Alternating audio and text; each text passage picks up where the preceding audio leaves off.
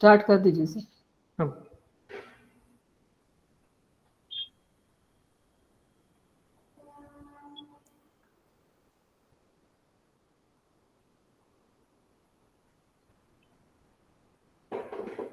Okay,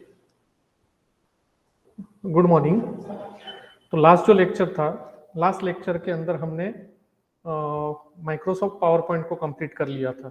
okay, यानी हमारा Microsoft word भी हो गया, माइक्रोसॉफ्ट पावर पॉइंट भी हो गया। ओके, अब जो आता है आपका वो है माइक्रोसॉफ्ट एक्सेल। तो ये थोड़ा सा एज कंपेयर टू वर्ड और पावर पॉइंट थोड़ा सा बड़ा टॉपिक है।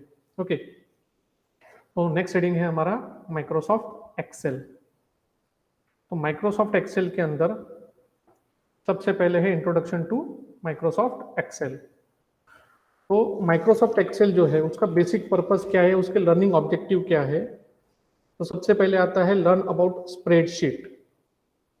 ओके, उसके बाद में दिया है commercial use of spreadsheet, types of spreadsheet, उसके बाद में features of worksheet and application of spreadsheet. अब यहाँ पे जो है एमएस एक्सेल के अंदर आपको कुछ वर्ड रिपीटेड दिखेंगे। तो हमारा जो मेन स्क्रीन रहता है ना, तो मेन स्क्रीन को हम बोलते हैं स्प्रेडशीट्स, उसको ही हम बोलते हैं वर्कशीट, उसी को हम बोलते हैं वर्कबुक या वर्कस्पेस। ओके, यानी स्प्रेडशीट वर्ड आया तो भी सेम है, वर्कशीट वर्ड आया तो भी सेम है।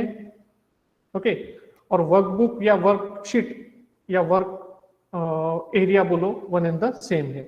तो ज्यादा करके हम स्प्रेडशीट या वर्कशीट यूज करेंगे। ओके, तो सबसे पहले है आपका ये जो मेन स्क्रीन है एमएस एक्सेल का वो। तो एमएस एक्सेल जो है ये क्या है, one kind of popular spreadsheet है। तो स्प्रेडशीट का मतलब होता है combination of rose and columns, combination of rose and columns. तो यहाँ पे देखो उन्होंने डिस्क्रिप्शन में यहाँ पे दिया है कि displace multiple cells together to make a grid consisting of row and column. यानी यहाँ पे जो भी एक्सेल में रहेगा वो आपका ग्रिड सिस्टम में रहेगा। ग्रिड सिस्टम का मतलब होता है combination of row and column. Grid system का मतलब होता है combination of row and column. Okay, अब ये जो है ये रो एंड कॉलम का जो कॉम्बिनेशन बनेगा इसके अंदर आप कोई भी वैल्यू डाल सकते हो, न्यूमरिक, अल्फा न्यूमरिक, बराबर, कुछ भी आप इसमें डाल सकते हो, अल्फाबेटिक, न्यूमरिक, अल्फा न्यूमरिक, कुछ भी वैल्यू आप इंसर्ट कर सकते हो। तो यहाँ पे उन्होंने एग्जांपल दिए हैं कुछ सॉफ्टवेयर्स के, जैसा एमएस एक्सेल जो हम पढ़ रहे हैं वो, वैसे ही लोटस वगैरह जो है आजकल ओपन ऑफिस में भी आना चालू हो गया है। तो ऐसे बहुत सारे इसके सॉफ्टवेयर आते हैं, उसमें से हम जो यूज कर रहे हैं वो है माइक्रोसॉफ्ट एक्सेल, क्योंकि सबसे ज्यादा पॉपुलर जो है वो है माइक्रोसॉफ्ट एक्सेल। अब यहाँ पे उन्होंने डेफिनेशन दिया है what do you mean by spreadsheet या व्हाट इज अ स्प्रेडशीट। तो स्प्रेडशीट की जो डेफिनेशन है ये क्या है, a spreadsheet is a document that is entirely made up of rose and columns. यानी पूरा का पूरा जो डॉक्यूमेंट है वो रो और कॉलम का एक कॉम्बिनेशन है, ग्रुप है। It is use to list and analyse data. ये ज्यादा करके एनालिसिस के लिए ज्यादा यूज होता है ये, या कैलकुलेशंस पर्पस के लिए ज्यादा यूज होता है। अब उसी की दूसरी डेफिनेशन और दिया है, spreadsheet programs are developed to automate task such as technical calculation, okay, statistical functions and analysis of data. Okay, इसके अंदर आप ग्राफिकल रिप्रेजेंटेशन ऑफ डेटा भी यूज कर सकते हो, और इसका मेन पर्पस या मेनली उसका जो यूज है वो है प्रोडक्शन चीज के ऊपर, planning, personal management, marketing, payroll, accounting. Accounting में बहुत ज्यादा यूज होता है आपका एक्सेल। अगर आपको ख्याल में होगा, किसी ने अपना टैली का क्लास किया होगा, सपोज अगर किसी ने टैली का क्लास किया होगा तो टैली के क्लास के स्टार्टिंग में आपको थोड़ा सा एक्सेल का नॉलेज दिया जाता है, क्योंकि पहले जब टैली वगैरह नहीं था ना, तो आपका जो पूरा अकाउंटिंग होता था वो स्प्रेडशीट के अंदर होता था, यानी एमएस एक्सेल के अंदर होता था। उसके बाद में इसका मेन फीचर्स क्या क्या है, तो सबसे पहला फीचर है एडिटिंग एंड फॉर्मेटिंग, यानी प्रॉपर प्रेजेंटेशन।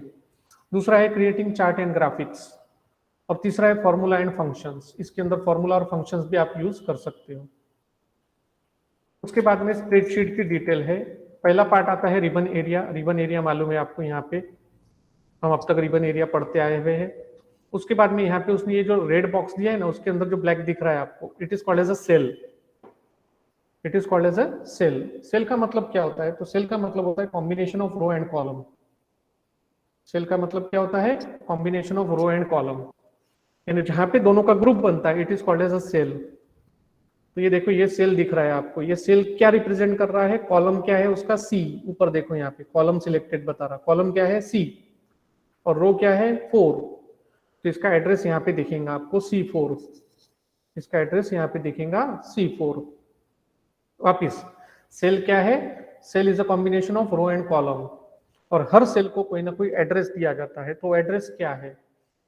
तो वो जो एड्रेस है वो कॉम्बिनेशन रहता है, पहले कॉलम का और फिर रो का। तो ये जो मेरा बॉक्स है वो कौन से कॉलम में है? सी में। और कौन सी रो में है? 4 करके इसका एड्रेस रहेगा C4। और वो जो एड्रेस दिखता है वो एड्रेस बार में दिखता है। तो यहाँ पे जो C4 दिख रहा है ना आपको, ये C4 यहाँ पे, तो it is called as address bar. It is called as address bar. उसके बाद में ये 1 2 3 4 दिख रहे हैं, इट इज रो। ये नंबरिंग दिख रहा है वो रो, ABCD दिख रहा है वो कॉलम। तो याद रखना, रो हमेशा नंबर में रहेंगे, कॉलम हमेशा अल्फाबेट्स में रहेंगे। उसके बाद में यहाँ पे उसने दिया है, देखो, रो नंबर। रो नंबर क्या आइडेंटिफाई करता है? Horizontal row. रो नंबर क्या आइडेंटिफाई करता है? Horizontal row. और वैसे ही कॉलम नंबर क्या आइडेंटिफाई करता है? Horizontal, sorry, vertical columns. Column letter क्या आइडेंटिफाई करता है? Vertical columns. और कॉलम जो है वो कितने रहते हैं? तो कॉलम का जो पहला एड्रेस चालू होता है वो आता है 1 से और जाता है 16,000 के ऊपर।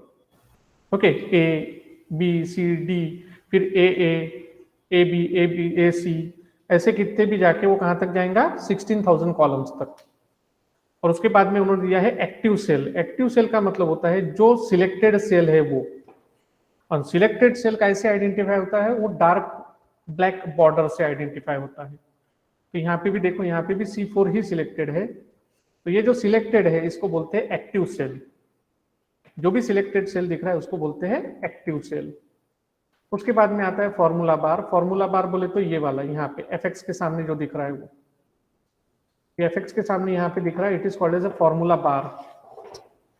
तो फॉर्मूला बार में आप जो भी आपका डेटा टाइप करते हो वो दिखता है आपको।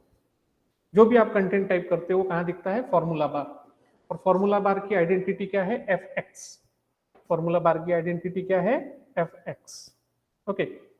उसके बाद में आता है नेम बॉक्स। तो ये जो है ना, ये नेम बॉक्स है। Okay, it is called as name box. हम इसको एड्रेस बॉक्स भी बोलते हैं। Okay, it is called as name box. Name box के अंदर आपके सेल का एड्रेस दिखता है। उसके बाद में आता है शीट टैब। तो शीट टैब जो है वो यहाँ पे ये नीचे दिखेगा आपको, शीट 1 2 3। और क्विक एक्सेस टूल बार, वो तो अपने को पता ही है यहाँ पे, बराबर। तो मैं इसको एक बार लाइव बता देता हूँ आपको। तो यहाँ पे गए, एक्सेल में गए, 2013 एक्सेल की फाइल ओपन कर लिया। ओपन करने के बाद मैं आगे बताऊंगा, लेकिन पहले हम ब्लैंक वर्कशीट ले रहे हैं, बराबर। अब ये जो मेरी पूरी स्क्रीन है इसको बोलते हैं स्प्रेडशीट। इसको बोलते हैं स्प्रेडशीट। उसके बाद में ये जो है मेरा एड्रेस बार, नेम बॉक्स। तो ज्यादा करके इसको नेम बॉक्स ही आइडेंटिफाई करो क्योंकि वही बोलते हैं उसको, तो नेम बॉक्स, बराबर। तो ये देखो, ये मेरा सिलेक्टेड है। ये जो सिलेक्टेड है ना, ये सिलेक्टेड सेल का एड्रेस क्या रहेगा? तो देखो यहाँ पे क्या है? H, और यहाँ पे क्या है? 4। तो यहाँ पे देखो उसने एड्रेस में नेम बॉक्स में दिया है H4। अब मैं दूसरी जगह जाता हूँ, सपोज यहाँ पे, तो ये कौन सा कॉलम है मेरा? E, और रो कौन सी है? 6। तो उसका नाम क्या रहेगा? E6। तो ये जो ऊपर वाले पार्ट है रिबन एरिया, इसको बोलते हैं टैब। ओके, ये हो गया मेरा नेम बॉक्स, ये हो गया मेरा फॉर्मूला बार। तो मैं यहाँ पे लिखूं तो भी फॉर्मूला बार में लिखे जाता है, बराबर। देखो मैं यहाँ पे क्लिक करके यहाँ पे टाइप कर रहा हूँ तो भी फॉर्मूला बार में लिख के आ रहा है। और अगर मैं डायरेक्टली फॉर्मूला बार पे क्लिक करके लिखूं तो भी वो वहां पे लिख के आएगा। लेकिन आप दोनों में से कोई एक जगह पे आपका फॉर्मूला वगैरह लिख सकते हो, या डेटा टाइप कर सकते हो, या तो डायरेक्टली फॉर्मूला बार पे जाओ या फिर आपका कंटेंट में जाके टाइप करो। अब यहाँ पे देखो, यहाँ पे नीचे दिख रहा है, ये है शीट टैब। तो बाय डिफॉल्ट कितनी शीट है यहाँ पे? 1। अब मुझे एक आधी ऐड करना है तो प्लस पे क्लिक करना है। याद रखना आपका MS ऑफिस 2013 के पहले का होगा ना, तो यहाँ पे बाय डिफॉल्ट 3 शीट रहती है। कितनी शीट रहती है? 3। लेकिन जो जैसे जैसे आगे जाते जा रहे हैं थोड़े थोड़े वो चेंजेस करते जाते हैं, तो फिलहाल एक ही शीट अवेलेबल है, लेकिन बाय डिफॉल्ट कितनी रहती है? 3 शीट अवेलेबल रहती है। अब मुझे दूसरी शीट ऐड करना है, तो मैं यहाँ पे प्लस पे क्लिक कर दूंगा, तो ये शीट दूसरी ऐड हो जाएंगी यहाँ पे। ओके, या फिर यहाँ पे क्लिक करा, राइट क्लिक, इंसर्ट। ओके, क्या इंसर्ट करना है? वर्कशीट। तो जैसे मैं ओके करा, वर्कशीट इंसर्ट हो गई। अब ये मेरी पहली शीट थी और ये मेरी दूसरी शीट। अब ये जो शीट है, ये शीट को हम नेम प्रोवाइड कर सकते हैं। अब जैसे यहाँ पे मुझे बताना है उसको कि भाई MS ऑफिस या MS वर्ड, ये वर्ड की शीट है सपोज, तो उसको राइट क्लिक करो, रीनेम करो, और यहाँ पे मैं डाल दूंगा वर्ड। दूसरी जो शीट मैंने बनाई उसको मुझे देना है पावर पॉइंट, तो मैं यहाँ पे रीनेम करूंगा उसको पावर पॉइंट।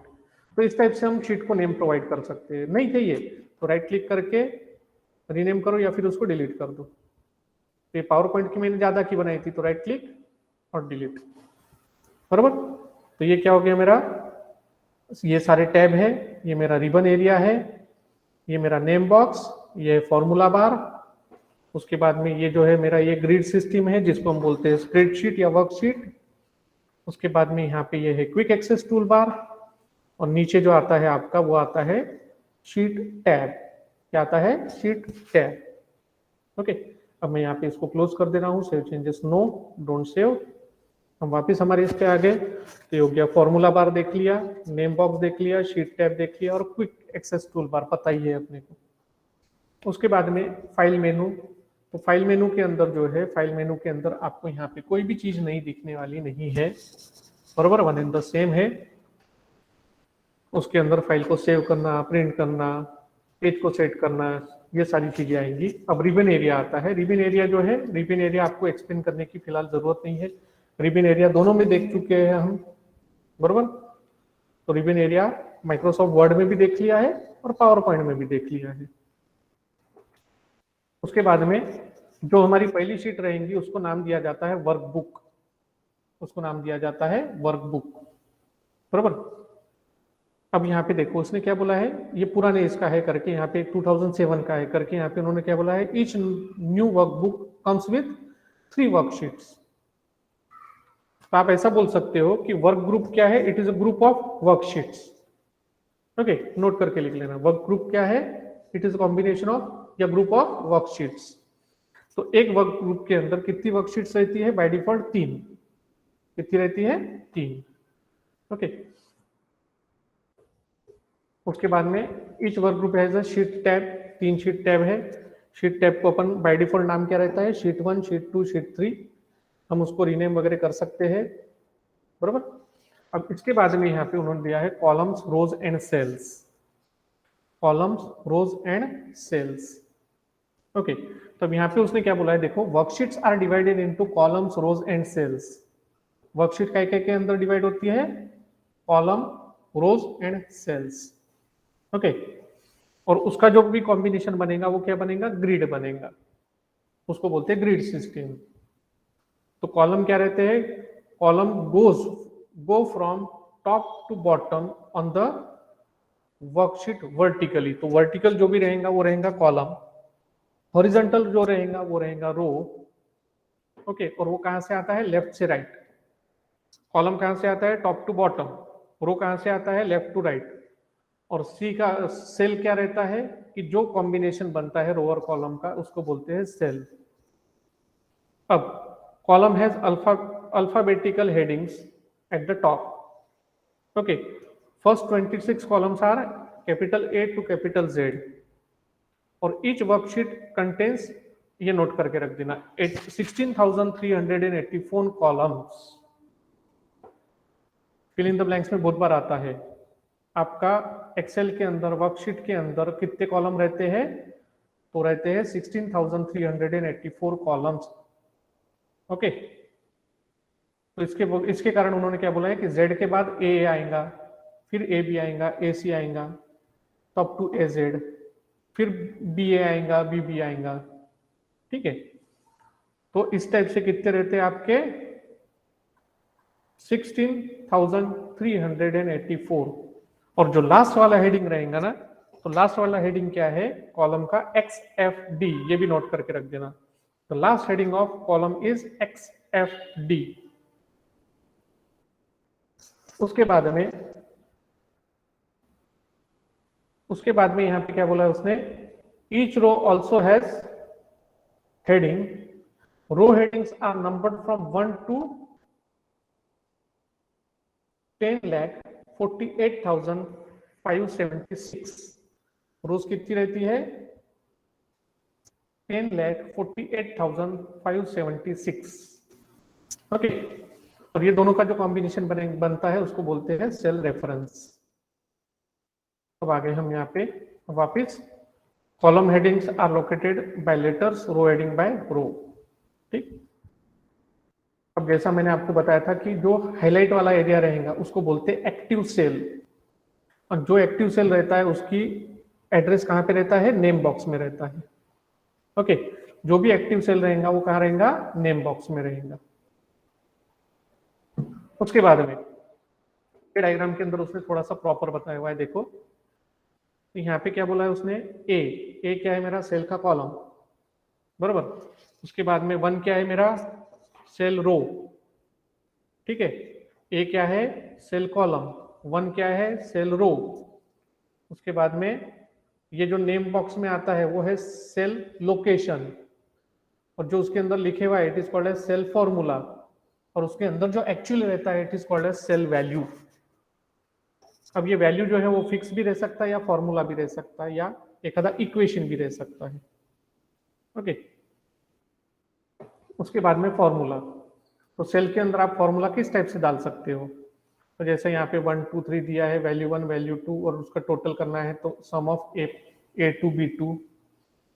ओके, तो इस टाइप से हम फॉर्मूला उसके अंदर इंसर्ट कर सकते हैं, प्रैक्टिकली देखेंगे अपन।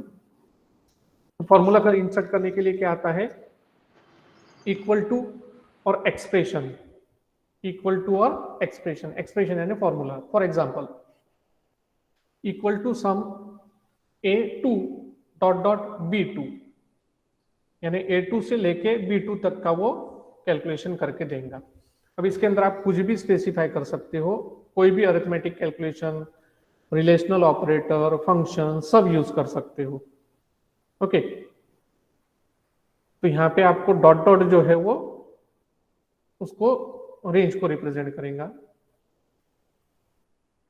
उसके बाद में a cell on the same sheet is addressed as A1, a cell on the same sheet is addressed as A1, and cell and address treated as sheet का नाम एक्सक्लेमेटिव मार्क और कॉलम यानी cell का address.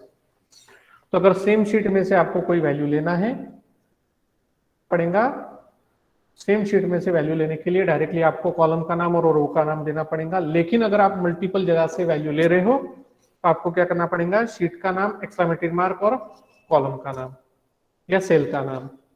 Okay, अब अगर तुमको दूसरी जगह से कोई यानी दूसरे फाइल में से कोई सेल लेना है तो कैसा है, उसका पूरा पाथ देना पड़ेगा, C: document setting, user name, my spreadsheet, फिर जो है वो उसका डॉक्यूमेंट का नाम, सपोज तुमने XYZ दिया होगा तो XYZ ब्रैकेट में, फिर तुम्हारे उसमें से कौन सी शीट चाहिए, उसमें से कौन सा सेल चाहिए। ओके, उसके बाद में बजट्स वगैरह के लिए यूज होता है, inventory management, portfolio management, management decision support के लिए। तो ये वेरियस काइंड ऑफ उसके यूजेस दिए हुए हैं।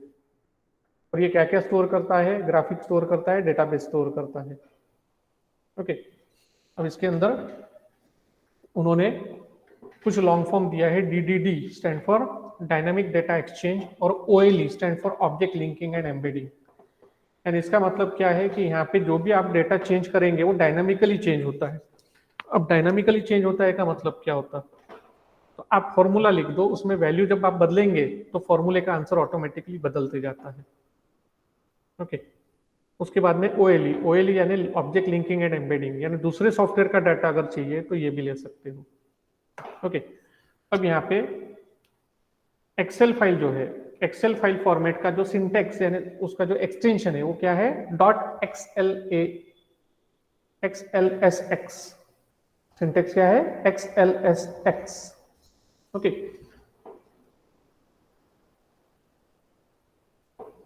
उसके बाद में यहाँ पे उसने उसका एक्सटेंशन का मीनिंग बताया है। ठीक, तो एक्सएमएल बेस्ड फॉर्मेट, आपका जो माइक्रोसॉफ्ट एक्सेल है वो एक्सएमएल बेस्ड फॉर्मेट है।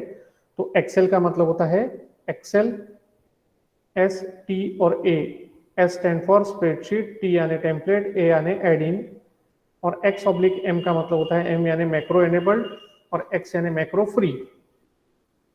ओके, उसके बाद में ये कुछ काम का नहीं है। हाँ, quick connect to external data. अब यहाँ पे आते हैं आपके एक्सेल के एक्सटेंशंस। तो देखो, एक्सेल वर्क ग्रुप का एक्सटेंशन क्या है, XLSX। मैक्रो एनेबल्ड है तो XLSM, बाद में बाइनरी है तो XLSB, मैक्रो एनेबल्ड टेम्पलेट है तो अगेन XLTM, और एडिन है तो XLAM।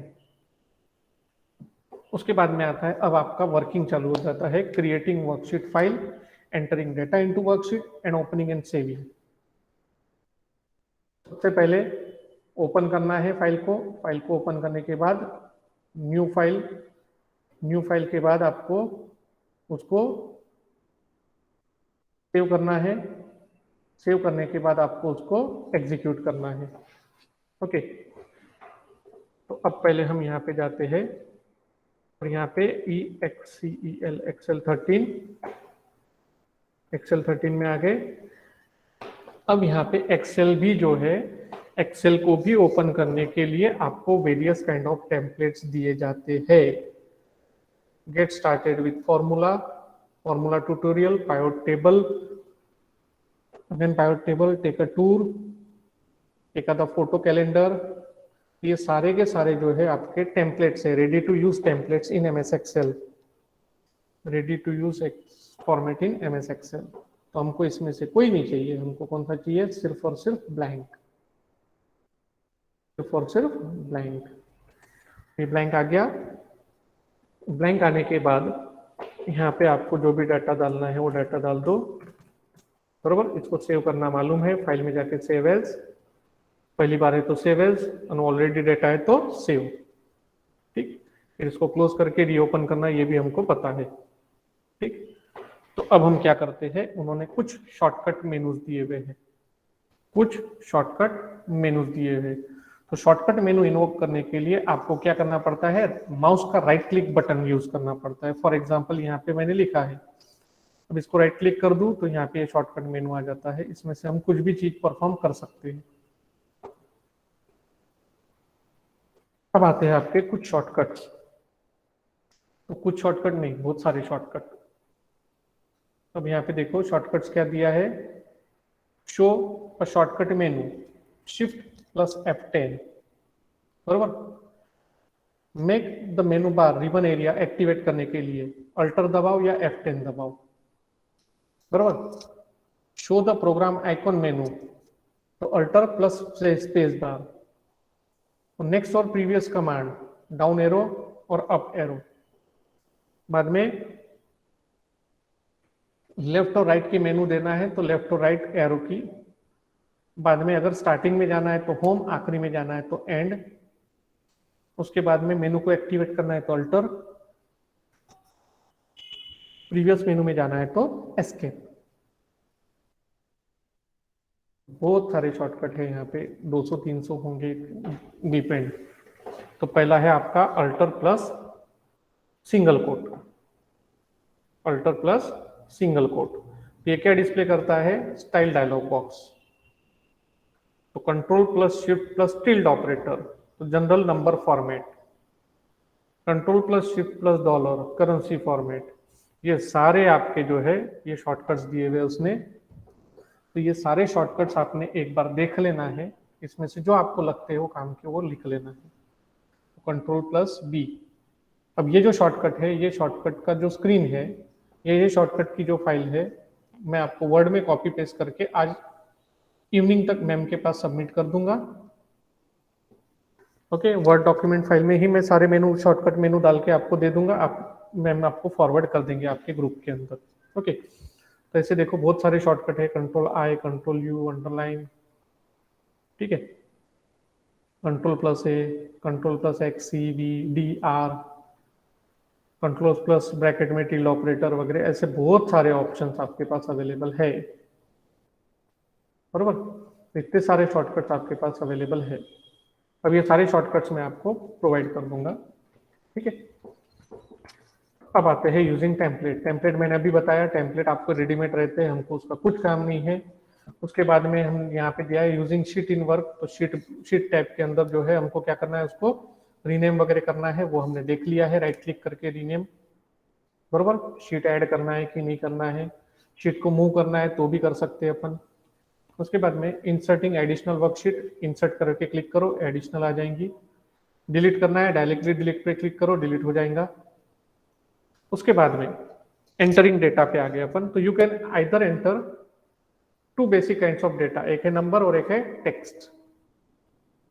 तो नंबर और टेक्स्ट के अंदर जो भी आप आपका डाटा डालना हो वो डाल सकते हो। उसके बाद में अब देखो यहाँ पे, अब ये जो है अब काम की चीजें आना चालू हो गई।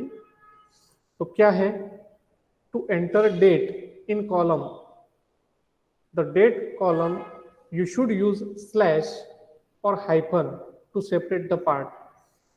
यानी याद रखो, आप अगर आप वहां पे स्लैश देते हो, डैश देते हो ना, तो स्लैश दो या डैश दो या यानी हाइफन दो, तो दो में से कुछ भी दिया ना तो बाय डिफॉल्ट डेट समझ के चलता है, उसको बाय डिफॉल्ट डेट का समझ के चलता है। फॉर एग्जाम्पल, एक सिंपल एग्जाम्पल अपन ले रहे हैं यहाँ पे। अब जैसे यहाँ पे ये मेरा सेल है, मैं थोड़ा सा इसको मैक्सिमाइज करता हूँ अगर नहीं दिख रहा होगा तो। ओके, तो ये मेरा सेल है, ये सेल के अंदर मुझे क्या डालना है, सपोज मैंने डाला 10-12, मैंने सिर्फ क्या डाला 10-12। अब जैसे ही मैं यहाँ पे एंटर कर रहा हूँ ना, देखो 10 दिसंबर आ गया, वो क्या गया, 10 दिसंबर आ गया। मुझे 10 दिसंबर जो है वो लिखने की जरूरत नहीं गिरी, मुझे क्या करना पड़ा, सीधा सपोज मैंने बोला 4-8, तो 4 अगस्त आ गया। अगर मैं ऐसा लिखूं 12-3, 12/3, तो 12 मार्च पकड़ लेंगे वो। यानी आप डैश डालो या स्लैश डालो, वो क्या पकड़ लेंगे, उसको डेट फॉर्मेट पकड़ लेगा। तो ये चीज हमेशा ध्यान में रखना। बाद में टाइम का पार्ट कैसा है, तो उसमें आप सिर्फ ए भी लिखो या पी भी लिखो, वो एम पी एम खुद कंसिडर कर लेता है। तो फॉर एग्जाम्पल मैंने डाला यहाँ पे 9 A, तो देखो 9 AM आ गया। अब मैंने डाला सपोज 10 P, एंटर किया, 10 PM आ गया। यानी आप बिलीव नहीं करेंगे, इतने सारे शॉर्टकट्स है इसके अंदर। अगर आप थरोली पढ़ने बैठे ना, तो आपको नियर अबाउट 6 महीने भी कम गिरेंगे एक्सेल के लिए। ओके, अब उसने क्या बोला है, यहाँ पे टिप दिया है उसने। अब टिप में क्या बोला है, टू एंटर टुडेज डेट, बरोबर। आपको आज की तारीख उसमें डालना है, आपको याद नहीं है या याद करते नहीं बैठना है, बरोबर। तो press control and semicolon, control and semicolon. और करंट टाइम चाहिए तो Ctrl+Shift+सेमीकोलन। देख लेते हैं उसको। अब मुझे यहाँ पे चाहिए मेरी करंट डेट, तो कंट्रोल और सेमीकोलन, आ गई आज की तारीख, बरोबर। अब मुझे कंट्रोल शिफ्ट और सेमीकोलन डाला तो अभी का टाइम आ जाएगा, देखो 11:59, बरोबर। तो शॉर्टकट क्या है आपका, टुडेज डेट डालना है तो Ctrl+सेमीकोलन, और टाइम डालना है अभी का तो Ctrl+Shift+सेमीकोलन, बरोबर। तो आज की तारीख और आज का टाइम वो वहां पे प्लेस कर देंगे। उसके बाद में to enter number in column, for example अगर आपको करेंसी वगैरह साइन देना है, ओके, तो यहाँ पे उसने दिया है, देखो अगर मैं वो यहाँ पे डालू टू एंटर फ्रैक्शनल, अगर आपको फ्रैक्शनल वैल्यू डालना है तो leave a space between the whole number and the fraction, leave a space between whole number and fraction. अब देखो मुझे यहाँ पे फ्रैक्शन वैल्यू डालना है, मैं यहाँ पे आ गया, इसका एड्रेस क्या है, तो देखो लेफ्ट हैंड कॉर्नर में नेम बार में देखो F4, F4 में मुझे क्या डालना है, 1/2 डालना है, अपन हाफ बोलते ना, या 1/4 डालना है, तो हम क्या करते हैं 1/4 कर देते। लेकिन प्रॉब्लम क्या था, देखो उसने क्या दे दिया, सीधा 1 अप्रैल दे दिया। अगर मैं 5/2 दो बोलूं तो वो डेट फॉर्मेट ले ले रहा है उसको। तो अगर मुझे डेट फॉर्मेट नहीं चाहिए, मुझे वैल्यू ही चाहिए, तो मुझे क्या करना पड़ेगा, 0 स्पेस 1/2, तो फिर वो प्रॉपर 1/2 देगा। ओके, 0 स्पेस 1/2 बोला तो प्रॉपर देगा। 5/2 चाहिए था मुझे, बराबर, तो 0 स्पेस 5/2। ओके, उसने फ्रैक्शन में दे दिया उसको, तो 1 स्पेस 5/2। तो इस टाइप से आपको उसको फ्रैक्शनल में डालना है, तो उस टाइप से आप उसको फ्रैक्शन में डाल सकते हो। ठीक, अब यहाँ पे अब उसने बोला है if you type 100 to indicate negative number. अच्छा, आपको निगेटिव नंबर डालना है, यहाँ पे निगेटिव नंबर डालना है तो आप डायरेक्टली माइनस करके 88 डाल सकते हो, बरोबर, माइनस करके 88 डाल सकते हो, या फिर -100। ठीक है, तो आप माइनस करके यहाँ पे डाल सकते हो। माइनस करके डालने के बाद क्या होता है, तो देखो आपका माइनस में तो आता है, लेकिन अगर आपको माइनस साइन नहीं डालना होगा तो आप ब्रैकेट में वो नंबर डाल दो, तो आ जाएगा बरोबर माइनस की साइन के साथ। तो माइनस के लिए भी एक शॉर्टकट दिया उन्होंने, ब्रैकेट में वैल्यू डालना। ओके, उसके बाद में आता है ऑटो फिल और ऑटो कंप्लीट। ये दो मेन फीचर है इसके, ऑटो फिल और ऑटो कंप्लीट। तो ऑटो फिल के अंदर वो आपके जो है मंथ, ईयर, डेज, ये सारे ऑटो फिल करता है, प्लस कोई सीरीज आप दे रहे हो उसको ऑटो फिल करता है। तो पहले हम देख रहे हैं ऑटो फिल। तो मैं पहले ये सारी चीजों को यहां से निकाल डाल रहा हूं। ठीक है, अब ऑटो फिल, अब मैंने यहाँ पे डाल दिया जनवरी, सिर्फ जैन लिखा।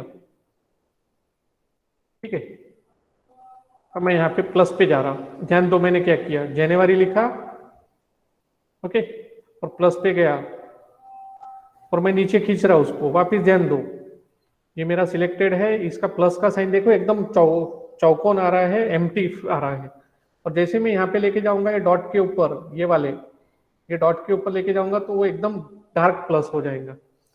अब देखो मैं उसको ड्रैग कर रहा हूँ, शिफ्ट दबा के रखो और ड्रैग करो, तो देखो फरवरी, मार्च, अप्रैल, मई, जून, जुलाई, अगस्त, सितंबर, अक्टूबर, नवंबर और दिसंबर, इसको बोलते हैं ऑटो फिल, इसको बोलते हैं ऑटो फिल। ओके, वैसे ही मैंने दिया संडे, बरोबर, ड्रैग कर लिया, Sunday, Monday, Tuesday, Wednesday, Thursday, Friday, बरोबर, तो डेट, मंथ, ईयर, ये सब वो रिपीट करता है। अब सपोज मुझे 1 से 10 वैल्यू चाहिए या 1 से 20 वैल्यू चाहिए, तो मैं क्या करूंगा, 2 वैल्यू डालूंगा, 1 2। जब आपको सीरीज रिपीट करना है ना, तो आपको कम से कम 2 वैल्यू डालना पड़ता है। अब ये दोनों को सिलेक्ट करना पड़ेगा, ध्यान दो। अब मुझे यहाँ पे 1 से लेके 15 एक नंबर तक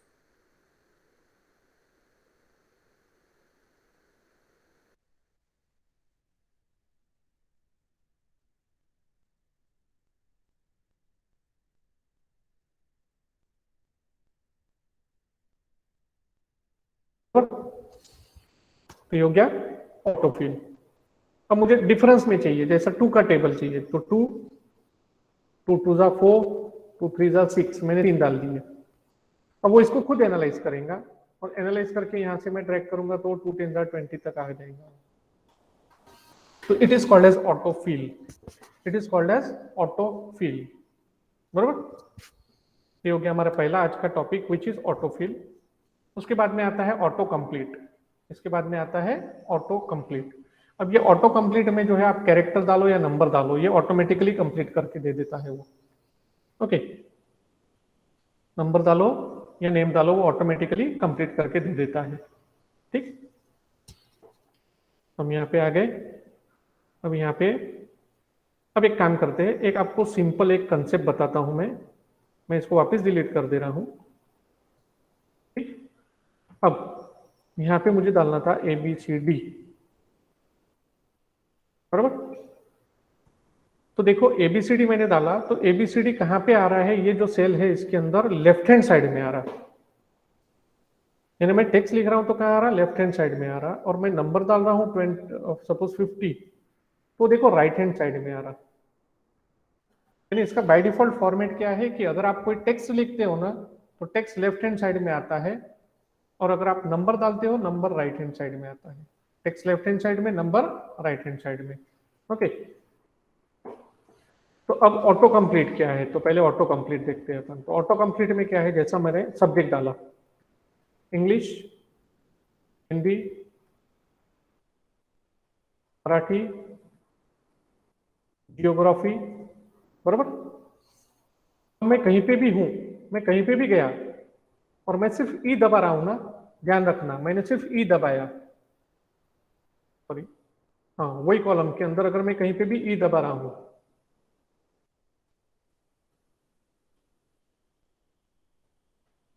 back space, English, Hindi, Marathi, E, देखो सीरीज होना जरूरी है उसको। वापस मैं इसको कट करके लिख रहा हूं, मैं दूसरे कॉलम में लिख रहा हूं इंग्लिश, हिंदी, मराठी, जियोग्राफी। अब यहाँ पे मैं कंटिन्यू में अगर ई लिख रहा हूँ, तो देखो ENG जो है वो हाईलाइट होके आ गया, ई लिखे हुआ है लेकिन NG हाईलाइट होके आ गया। यानी मुझे वापस उसको ENG लिखने की जरूरत है, एंटर कर दो वो आ जाएगा। अब जैसे हिंदी लिखना है तो मैं सिर्फ H दूं तो हिंदी भी आ जाएगा। यानी जो भी तुमने तुम्हारे कॉलम्स में डाले हैं, तो कॉलम जो है वो ऑटो करेक्ट करता है वो। अब जैसा मुझे हिंदी चाहिए था तो मैंने यहाँ पे हिंदी डाल दिया, बराबर। अब जैसा मराठी चाहिए तो M दबा, मराठी आ जाएगा। It is called as auto complete, it is called as auto complete. तो ये हो गए दो चीज, ऑटोफिल एंड ऑटो कंप्लीट। अब ऑटोफिल और ऑटो कंप्लीट होने के बाद क्या करना है, अब यहाँ पे एक्टिव सेल, एक्टिव सेल जो है वो किस टाइप से रहता है आपका, सिलेक्टेड एरिया रहेगा। ठीक है, के बाद में जैसा मैंने अभी बताया आपको कि जैसे आप उसके ऊपर कर्सर लेके जाएंगे आपको प्लस का साइन दिखेगा, प्लस के साइन को आपको ट्रैक करना है, वो ऑटो कंप्लीट उसको ऑटोफिल करके दे देता है। ठीक, अब नेविगेशन दिया उसने, नेविगेशन कैसे कैसे जाना है। ठीक है, तो साइड में जाना है तो एरो की, राइट एरो की। फॉर एग्जांपल मुझे अब यहाँ पे से इधर जाना है तो ये लेफ्ट लेफ्ट लेफ्ट, ये राइट राइट राइट एरो की, अप एरो की। होम दिया तो सीधा स्टार्टिंग के एलिमेंट में आ जाएगा, एंड दिया तो आखिरी के एलिमेंट में आ जाएगा,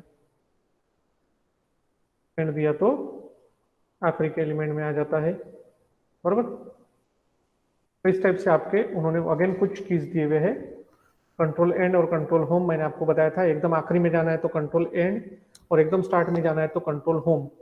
एक विंडो ऊपर जाना है तो पेज अप, एक विंडो डाउन लाना है तो पेज डाउन।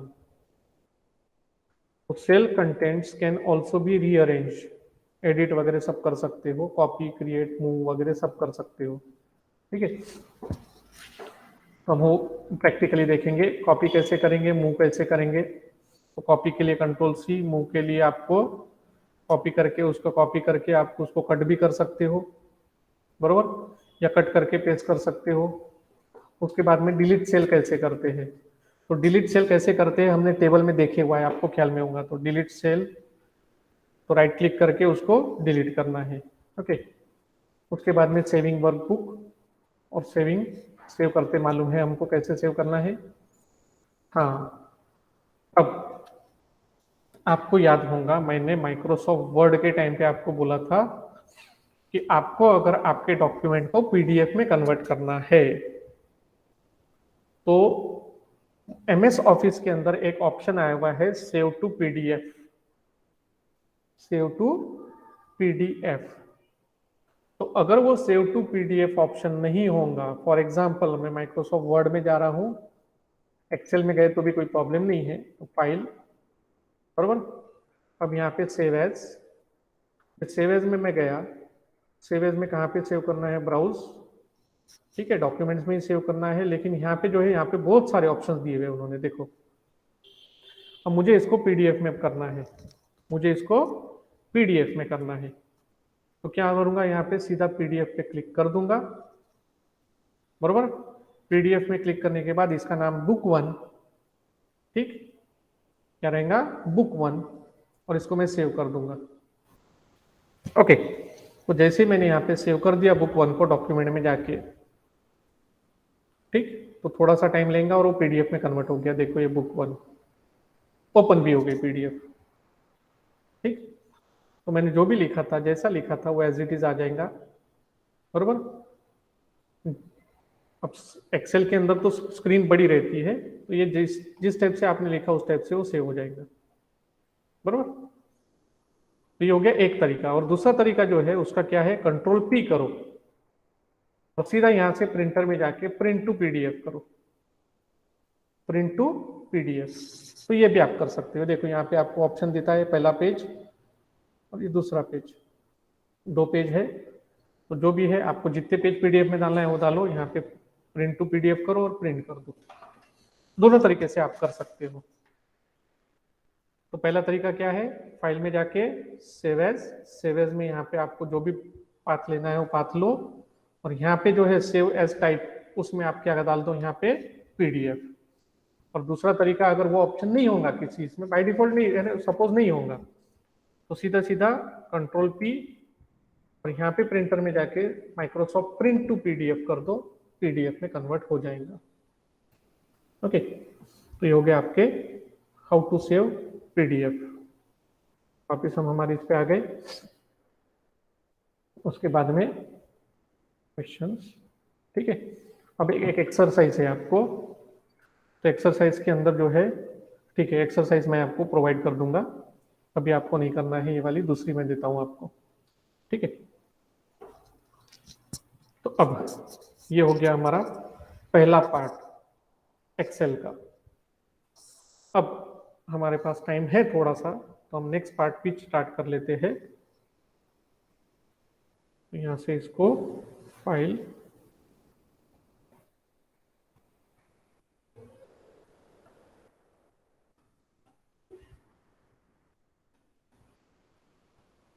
ओके, यहाँ पे वर्कशॉप, स्टडी मटेरियल।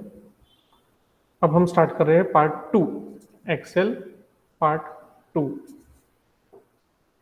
यानी चैप्टर टू। ओके, तो cell referencing and ranges of functions, ठीक। तो यहाँ पे रेंजेस ऑफ फंक्शंस जो है, तो ये फंक्शन के रेंज वगैरह कैसे रहते हैं। तो एंटर सेल रेफरेंस, ओके, वापस ले लेते हैं। ओके, तो लर्निंग ऑब्जेक्टिव क्या है, learn cell references and its types, range and range name, बाद में entering formula and copying formula. तो सबसे पहले यहाँ पे उसने क्या दिया है, सेल रेफरेंस। अब जैसे यहाँ पे दिया है A10, तो A10 क्या रिप्रेजेंट कर रहा है, कॉलम ए और रो 10, कॉलम ए और रो 10, A10, A20, तो ये क्या रिप्रेजेंट करेगा, cell A10 and cell A20। ध्यान दो, अगर मैं सिंगल वैल्यू डाल रहा हूं तो वो एक सेल को रिप्रेजेंट करेगा, अगर मैं कॉमा सेपरेटेड करके डालूंगा तो वो जितने एलिमेंट डालूंगा उतने सेल को ही रिप्रेजेंट करेगा। और अगर मैं कॉलम, तो कोलन यूज कर रहा हूं, कोलन, दो डॉट, तो वो स्पेसिफिक रेंज लेगा। फॉर एग्जांपल यहाँ पे A10 कोलन A20, यानी A10 से लेके A20 तक, फिर वैसा ही B15 से लेके E15 तक, इतने सारे कॉलम्स, A10 से A20 तक। ओके, तो ये हो गया सेल का रेफरेंस। अब सेल का रेफरेंस होने के बाद सेल रेफरेंसिंग के अंदर आप फॉर्मूला वगैरह यूज कर सकते हो, उसको डाल सकते हो। अब रेफरेंस टाइप, तो अगर आपको कोई फॉर्मूला को कॉपी करना है, उसको लेके जाना है, तो उसको बोलते हैं रेफरेंस टाइप। ओके, तो यहाँ पे रेफरेंस टाइप जो है, रेफरेंस टाइप के अंदर जब आप कॉलम में उसको ड्रैग करते हो, तो कॉलम में ड्रैग करते हो तो वो क्या होता है कि आपका, ठीक है, इसको हम कल देखने वाले हैं। अभी फिलहाल मैं आपको शॉर्टकट में फॉर्मूला कैसे यूज करते हैं और उसको यूज यानी उसको रन कैसे करते हैं वो मैं बता देता हूँ। ठीक है, उसका कारण ये है कि फिलहाल हमको एक असाइनमेंट करना है, तो वो असाइनमेंट के लिए मैं आपको क्या कर रहा हूँ, डायरेक्टली फॉर्मूले बता रहा हूँ कि फॉर्मूले अप्लाई कैसे करते हैं। ठीक है, तो हम हमारे एक्सेल में आ जाते हैं, एक्सेल वर्कशीट। अब यहाँ से मैं उसको फाइल न्यू कर लेता हूँ, फाइल न्यू ब्लैंक, बरोबर। तो फाइल न्यू ब्लैंक के बाद यहाँ पे मुझे क्या करना है, यहाँ पे मुझे डालना है रोल नंबर, यहाँ पे डालना है नेम, यहाँ पे डालना है सब्जेक्ट 1, यहाँ पे डालना है सब्जेक्ट 2। अब देखो मुझे घड़ी घड़ी नहीं टाइप करना है, मुझे 5 सब्जेक्ट चाहिए, तो सब्जेक्ट 1 सब्जेक्ट 2 दोनों को सिलेक्ट कर लिया, ऑटो फिल, सब्जेक्ट 3 4 और 5 ऑटोमेटिकली आ गया। बहुत सारा वर्क खत्म होता है हमारा। अब रोल नंबर 101 102 दोनों को सिलेक्ट कर लो, ड्रैग कर दो 105, बरोबर। A A A B B B पूरा एनालाइज करता है वो, पूरा analyse. A C C C D D D E E E F F F, भाई उसको रिपीट किया उसने, यहाँ पे E sorry D D D C C C D D E E E, okay. अब यहाँ पे सब्जेक्ट के मार्क्स है सपोज, ठीक, 55 85, मैं 3 ही डाल रहा हूँ, बाकी के दोनों डिलीट कर दे रहा हूँ। ठीक है, डिलीट डिलीट और डिलीट। अब ये जो मेरे आ गए, ये 3 आ गए, subject 1 subject 2 subject 3 subject 4, marks डाल देते हैं कुछ तो भी उसको। ठीक है, अब मुझे क्या करना है, यहाँ पे उसका टोटल करना है। तो टोटल करना है, तो टोटल करने के लिए मुझे क्या करना पड़ेगा, यहाँ पे टोटल करने के लिए मुझे फॉर्मूला देना पड़ेगा। तो फॉर्मूला देने के लिए मैं यहाँ पे क्या बोलूंगा, इक्वल टू, नहीं तो एक तरीका है यहाँ पे सीधा सीधा ऑटो सम, सीधा सीधा तरीका है ऑटो सम। तो ऑटो सम में जाने के बाद जैसे ही मैं यहाँ पे ऑटो सम पे क्लिक करता हूँ, ओके, जैसे ही मैं ऑटो सम पे क्लिक करता हूँ, यहाँ पे ऑप्शन आता है सम एवरेज वगैरह, बरोबर। और उसने यहाँ पे ऑप्शन भी दिया है कि आप अगर मल्टीपल सिलेक्ट कर लो तो उसका सम ऑटोमेटिकली आ जाता है। तो फॉर एग्जांपल मुझे यहाँ पे ऑटो सम करना है, तो यहाँ से ऑटो सम लो और यहाँ पे सम पे क्लिक करो, तो देखो ऑटोमेटिकली उसने रो ले लिया पूरी। अब जैसे मैंने एंटर किया तो उसका टोटल आ गया 289, मेरी पहली रो का टोटल आ गया 289। और उसका फॉर्मूला क्या रहेगा, तो फॉर्मूला लेफ्ट हैंड कॉर्नर में देखो आप, फॉर्मूला बार पे देखो, इक्वल टू सम G4, ये वाला है G4 ये, बरोबर, G4 से लेके K4 तक, G4 से लेके K4 तक, ये फॉर्मूला यहाँ पे जनरेट हो गया सम। तो मुझे यहाँ पे भी सम करना है, तो मैं वापस फॉर्मूला लेते बैठूंगा क्या, नहीं। तो मुझे क्या करना है, ये फॉर्मूले को प्लस लेके ड्रैग कर लेना है, तो वो मेरा फॉर्मूला हर जगह अप्लाई हो जाएगा, ये फॉर्मूला मेरा हर जगह अप्लाई हो जाएगा, बरोबर। अब सब्जेक्ट वाइज टोटल करना है मुझे, तो यहाँ पे भी मैं वही करूंगा, यहाँ पे हम सम, ओके। तो जैसे एंटर किया 219, अब इसको भी मुझे रिपीट करना है, तो यहाँ से मैं ड्रैग करके चल जाऊंगा, वो सब्जेक्ट वाइज टोटल करके दे देगा मुझे, तो ये हो गया सब्जेक्ट वाइज टोटल, बरोबर। तो ये हो गया हमारा how to apply a formula, how to apply a formula, okay. तब ये फॉर्मूला तो अप्लाई होगा, फॉर्मूला को हमने ड्रैग वगैरह भी कर लिया। अब उसी फॉर्मूले को हमको मैन्युअली करना है, उसी फॉर्मूले को हमको मैन्युअली करना है। तो वही फॉर्मूले को मैन्युअली करने के लिए कैसे करेंगे, मैं अब यहाँ पे करूंगा सपोज, तो यहाँ पे मैं लिखूंगा इक्वल टू सम। अब जैसे मैं इक्वल टू सम लिखता हूं, हाँ सपोज अब देखो यहाँ पे मेरी गड़बड़ हो गई, यहाँ पे मैं आगे चले गया, अब वापिस वो सेल में आ रहा हूं, अब मुझे वो सेल में चेंज करना है। तो 2 तरीके हैं, या तो डबल क्लिक करो, नहीं तो फिर क्या करो, सीधा जो सेल में चेंज करना है वहां पे जाने के बाद नोट करके रखो, F2 दबाना है। क्या दबाना है, F2। अगेन आपको कोई भी सेल का डाटा चेंज करना है तो वहां पे जाके या तो डबल क्लिक करो या फिर क्या प्रेस करो, F2। ठीक, अब सम, और यहाँ पे मैंने ब्रैकेट दे दिया, ब्रैकेट दे दिया। अब ब्रैकेट के बीच में मुझे रेंज सिलेक्ट करना है, तो मैं माउस को क्लिक करूंगा शिफ्ट दबा के और वो पूरी रेंज को सिलेक्ट कर लूंगा और वहां पे जाके एंटर दे दूंगा। आ गया 289। अगेन मैं वापस बता रहा हूँ, यहाँ पे equal to sum bracket open bracket के अंदर जाके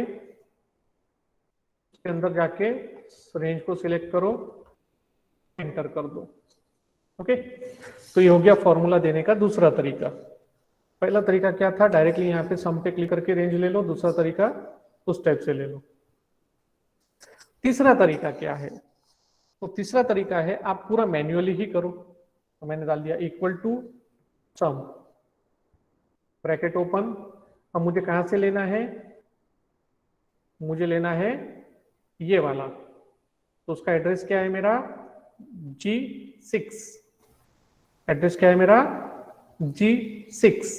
देखो एड्रेस बार पे आपका नेम बार जो है, नेम बॉक्स वहां पे दिख रहा है आपको, क्या है, G6 कोलन, रेंज दिया था उसमें कोलन, कहाँ चाहिए, K6 तक। तो देखो उसने पूरा सिलेक्ट कर लिया, G6 से K6, ब्रैकेट खत्म, एंटर। आ गया total one and the same. तो इस टाइप से आप दे सकते हो। और नहीं, आपको और कुछ अलग करना है, तो फॉर एग्जांपल मुझे क्या करना है, इक्वल टू सम। अब मुझे चाहिए जैसा ये वाला, क्या नाम है इसका, सॉरी इसको हम पहले एक्सेप्ट कर देते हैं। हाँ, इसका क्या है, एड्रेस ध्यान में रखो, G6 बरोबर। उसके बाद में मुझे चाहिए L6 और उसके बाद में चाहिए K6, G6 L6 K6। तो इक्वल टू क्या करना है मुझे, सम ब्रैकेट में G6 comma L6 comma K6।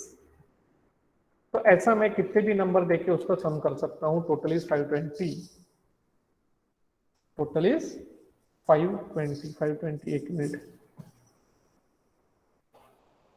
हाँ गलत हो गया वो, वापिस यहाँ पे मैं फॉर्मूला लिख रहा हूं, इक्वल टू सम, मैंने जो डाला वो तो ले लिया उसने, सम ब्रैकेट क्या चाहिए मुझे, G6, तो G6 कॉमा मुझे चाहिए L6 कॉमा मुझे चाहिए K6, ब्रैकेट खत्म और एंटर। 520 क्यों ले रहा है वो,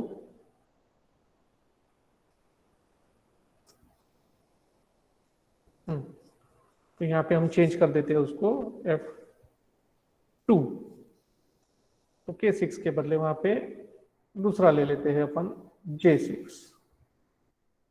ओके, तो इस टाइप से आप मल्टीपल वैल्यू को कंबाइन कर सकते हो, मल्टीपल वैल्यू को कंबाइन कर सकते हो। ओके, तो ये हो गया आपका हाउ टू अप्लाई फॉर्मूला। ठीक, अब असाइनमेंट देने पुरता हमारा कुछ हुआ नहीं है, तो कल जो है, आज कोई असाइनमेंट नहीं रहेंगी, कल आपको मैं 2 असाइनमेंट दूंगा। कल के लेक्चर में हमारी 2 असाइनमेंट रहेंगी, जो आज की पेंडिंग है वो, और कल जो आपको बनाना है वो, यानी कल हम 2 असाइनमेंट देखने वाले हैं। ओके, तो आज हम यहीं पे स्टॉप कर रहे हैं। आज कोई असाइनमेंट नहीं आपकी, थोड़ा सा इसको रिवाइज कर लो, ठीक है। तो यहाँ पे हम आज क्लोज करते हैं, कल हम देखेंगे कुछ एडिशनल चीजें, यानी एक प्रॉपर असाइनमेंट तो भी आपकी होनी चाहिए, ठीक है। तो कल हम आपको 2 असाइनमेंट देंगे, तो अभी यहाँ पे अपन स्टॉप करते हैं।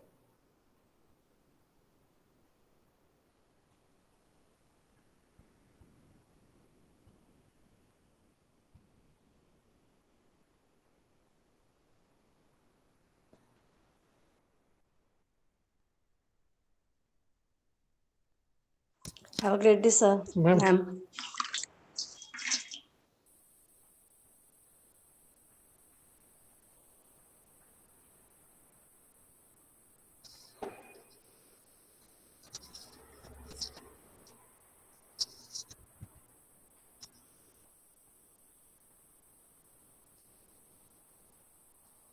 आप मैम को बता दीजिए मैं लीव कर रहा हूँ, है ना।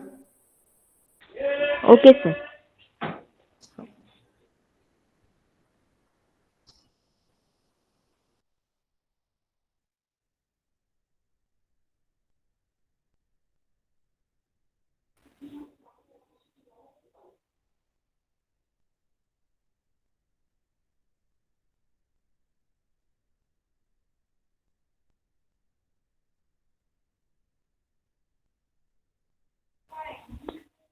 हॅलो मॅम, झालंय लेक्चर.